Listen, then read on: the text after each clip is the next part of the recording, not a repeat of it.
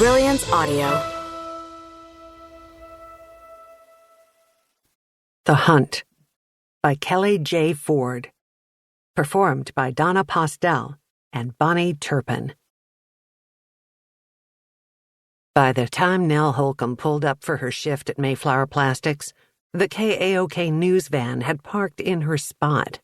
Adding insult to injury, Maggie, the office manager, stood in front of the camera, chatting them up, wearing her new bedazzled Hunt t-shirt that clashed with the fake tan she'd maintained since her sorority days that still showed her white skin in the underarm creases, talking about how causation does not equal correlation and accidents happen. Tell that to the families, Nell thought. Maggie never would, though. Not to her face or anyone else's. But she'd go on TV and tell the world and call herself and other people like her Eggheads, like they were a fun little group and there weren't any deaths associated with the hunt every year, serial killer or not. If Nell didn't know any better, she'd guess that Maggie worked for either the radio station or the Chamber of Commerce. Nell walked on by Maggie and the news crew without saying a word, hoping they wouldn't recognize her as the little sister of Garrett Holcomb, white, young, handsome, smart, and dead. When Nell opened the plant door, Lloyd startled her. He hiked his pressed khakis, looked outside, and cast down his eyes. "Sorry about all this." He gestured in the direction of Maggie and the news crew. "Nancy asked me," Lloyd offered as an apology. He was your average white middle-class guy from a flyover state, not wanting to stir up any trouble, but doing it anyway. Said it would be good to present both sides, let people know how we feel. And with Maggie, so... He searched for the word, excitable, and Nancy so against it. Well, I guess they thought it'd make for good TV. Otherwise, I wouldn't have. He checked his watch, struggled with his words. They were supposed to be here hours ago. He looked genuinely torn up about it.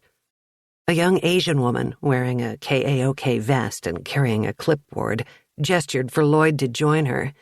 "I can tell him no. Have him go on home." After Garrett died, there wasn't much attention. Not like now. There was a brief mention at the back of the newspapers. It wasn't until Nell had been working at Mayflower for 5 years, and after earning everyone's trust that she wasn't a dumbass and knew how to fix things, that Maggie told everyone else. That changed everything. No, don't worry about it." Nell tucked a loose strand of unwashed hair back under her slouchy beanie hat and pretended like everything was fine and nothing bothered her because that's the only way she knew how to cope with what had happened to Garrett and anything affiliated with the hunt. "I appreciate it," Nell said, "but I think Nancy's right. Good to get both sides." She thumbed toward Maggie, especially to counter folks like her. Nell laughed, although it was forced. "Thanks again. I appreciate you. And Nancy." She checked a fake watch on her wrist. "Eek, I should clock in before my boss discovers I'm late." She clapped Lloyd on the arm at the joke. Then she smiled, brightly and broadly, and hoped Lloyd bought it, because she didn't like people worrying about her, or plain even thinking of her. The break room was no better.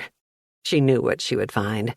The whole lot of them sitting at the table, their little ragtag night crew.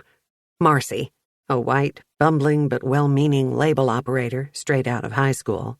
Viv, an older white Christian conservative woman who had become a grandmother at the age of 45. Pansifan, a Laotian immigrant mother of adorable twin boys. Juanita, a third-generation Mexican-American woman who hated living in Arkansas and couldn't wait for her husband to be stationed somewhere, anywhere else. Casey, a white male hipster college student who drove forklifts and listened to emo bands. And Ada, who was equal amounts smart and smart-ass, and the proud black mother of a future engineering student. As Nell made her way through the long hallway, their voices grew louder. Who is their biggest competition? Who won in previous years? Strategies for searching, and warnings not to go alone. Don't let the hunter get you.